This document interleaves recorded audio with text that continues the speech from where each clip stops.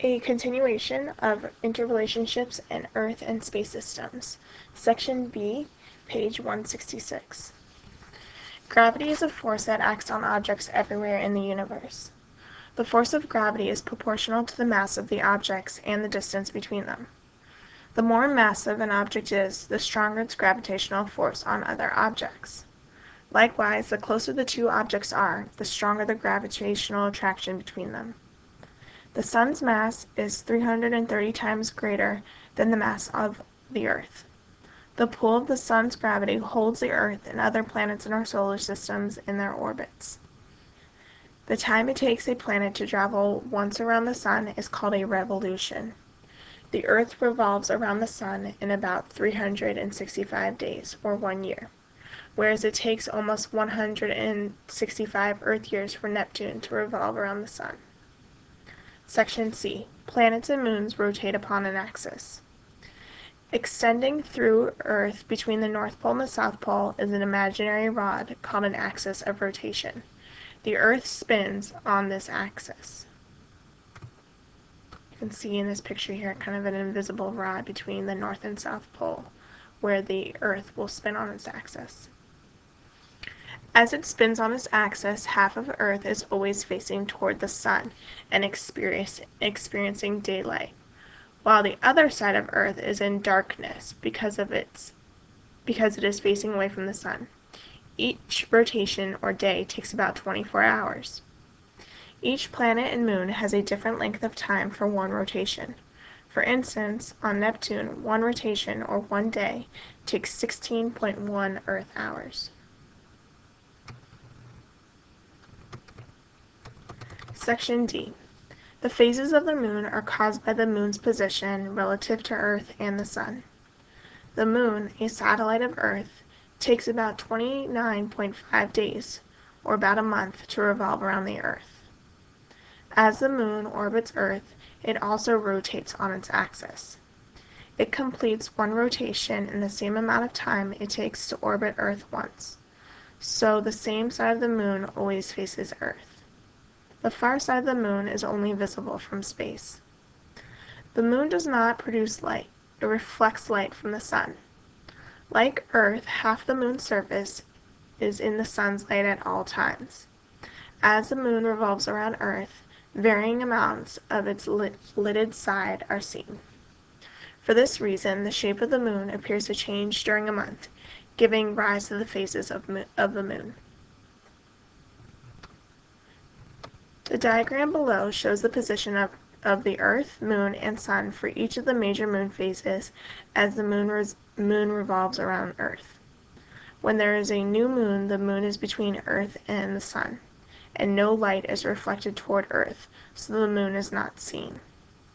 At full moon, the moon is on the opposite side of Earth from the Sun, and the side of the moon facing Earth is completely illuminated by the Sun. So the first moon phase we're looking at is the new moon. It's days 1 through 3. A new moon appears dark from Earth. It is not visible in the night sky. The moon lines up between the Earth and the Sun, blocking the moon's reflected light from Earth. So we have sunlight coming in. Here's the moon in the middle, and then Earth over here. So we cannot see during the new moon. We cannot see the moon. The next phase is waxing crescent. This is from days 4 to 7. As the moon moves away from the Sun, more of its reflected light is visible from Earth. A few days after the new moon, a thin sliver of light appears on the right side of the moon disk. This lit portion waxes or continues to grow larger. So we have sunlight and just a little bit of light showing toward Earth, giving it that small slither. The next moon phase is the waxing half. This is day 8. When the right half of the moon's face is illuminated, it is called the first quarter moon, also known as a half moon. At this point, the moon is 1/4 of the way through the lunar cycle. Once again, sunlight on the right, about half of the moon, the right half, is being illuminated.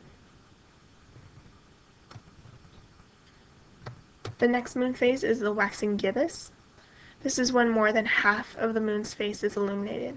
It is called a gibbous moon. During the waxing gibbous phase, the sunlight portion of the moon gets larger until it is fully illuminated. So almost all of the moon's surface facing toward Earth is illuminated, almost all of it. Next we have the full moon. It's days 13 through 17. At full moon, the Earth, the moon, and the sun are aligned so that the full sunlight portion of the moon's face is visible from Earth. The moon has now completed one half of the lunar cycle. So in this we can see the whole face of the moon, and it is illuminated. The next moon phase is the waning gibbous. It's days 18 through 21. During the waning gibbous, the portion of the moon that is lit becomes smaller.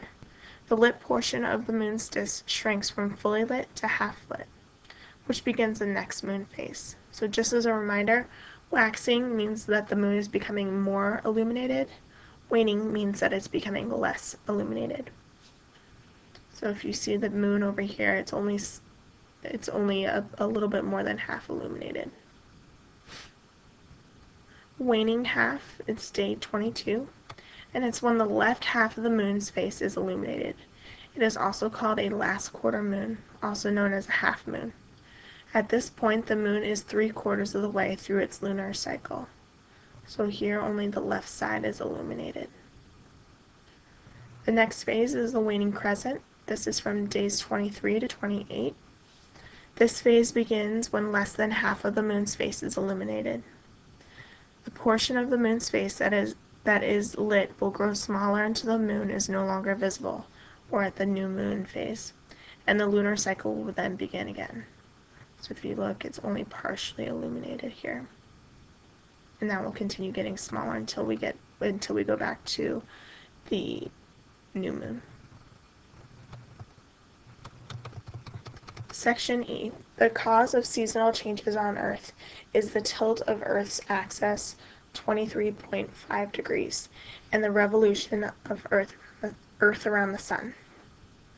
The axis always points in the same direction, almost directly toward the North Star, while Earth orbits the sun. This means that the northern hemisphere is tilted toward the sun part of the year and away from the sun the other part of the year.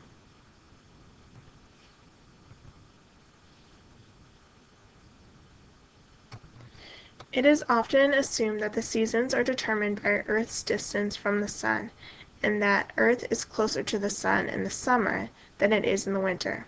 This is not true. It is a misconception.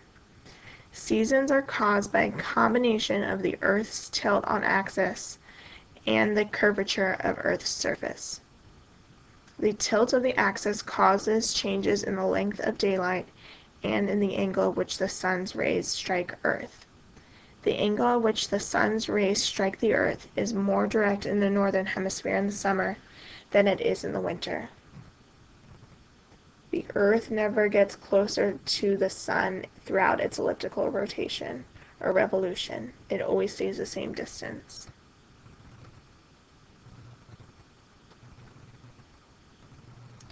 Okay, you can see in the northern hemisphere here in the summer we're getting direct light. Whereas in the winter, we're still over here, we're not getting much light. So that's why it's colder in our winter.